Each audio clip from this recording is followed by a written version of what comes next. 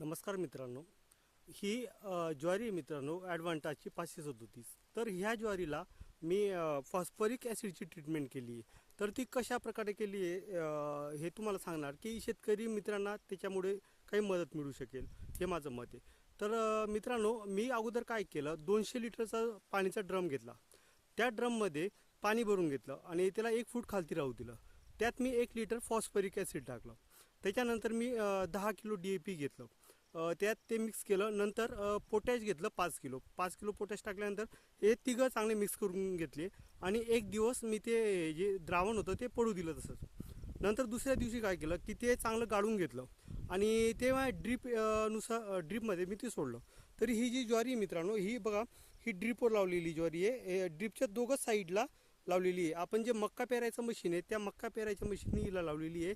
आणि हे दोन रोपातलं जे अंतर आहे, झाडातलं जे अंतर आहे हे 9 इंच राहू दिलेलं आहे आणि प्रत्येक ठिकाणी 3-3 बिया टाकलेल्या आहे. मी म्हणजे एकदम अत्यंत कमी खर्चामध्ये हे चांगलं उत्पन्न येताना मला दिसत आहे. फक्त ही जी ॲसिडची जी ट्रीटमेंट आहे ही मी 2 वेळेस केलेली आहे. आपली ज्वारी लागल्यानंतर 15 दिवसाची ज्वारी होऊ दिली, नंतर एकदा केली, नंतर परत त्याच्यानंतर 15 दिवसांनी केली, अशी ट्रीटमेंट केलेली आहे. आणि त्याच्यानंतर मी फक्त युरिया सोडलेली आहे. एकरला 25 किलो युरिया सोडलेला होता. ते पण ह्या ड्रिपच्या माध्यमातून सोडलेला होता, त्याला फॉस्फरिक ॲसिड टाकून सोडला होता. तर म्हणजे टोटली 3 वेळेस फॉस्फरिक ॲसिडची याला मी ट्रीटमेंट केलेली आहे. तर त्याचे हे जे रिझल्ट आहे ते तुम्ही बघू शकता की फॉस्फरिक ॲसिडमुळे हे कशा प्रकारचे रिझल्ट आले. आणि 2दा तिला खत भेटलेलं आहे. DAP दिलं आहे 10 किलो, त्याच्यात 5 किलो पोटॅश फर्स्ट टाईममध्ये आणि 1 लिटर फॉस्फरिक ॲसिड.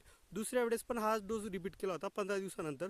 नंतर ज्वारी परत दुसरा डोस झाल्यानंतर मी 10 दिवसानंतर 25 किलो युरिया सोडला होता ठिबकमधून. 25 किलो युरिया आणि 1 लिटर फॉस्फरिक ॲसिड, अशा 3 प्रकारे मी फॉस्फरिक ॲसिडची ट्रीटमेंट केलेली आहे. तर याचं जे धूप निघतं आहे मित्रांनो, एकदम चांगल्या प्रकारे धूप निघतं आहे आणि याचे चांगलं उत्पन्न येईल अशी मला आशा 100% वाटते.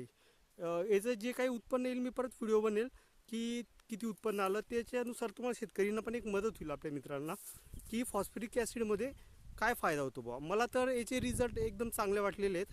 तर शेतकरी मित्रांनो, तुम्ही नक्कीच याचं ट्राय करायला पाहिजे, असं तरी माझं एक प्रांजळ मत आहे. जर कोणाला काही कमेंट असेल तर कमेंट्स लिहून द्या, मी त्याचे उत्तर देण्याचा 100% प्रयत्न करेल. धन्यवाद मित्रांनो.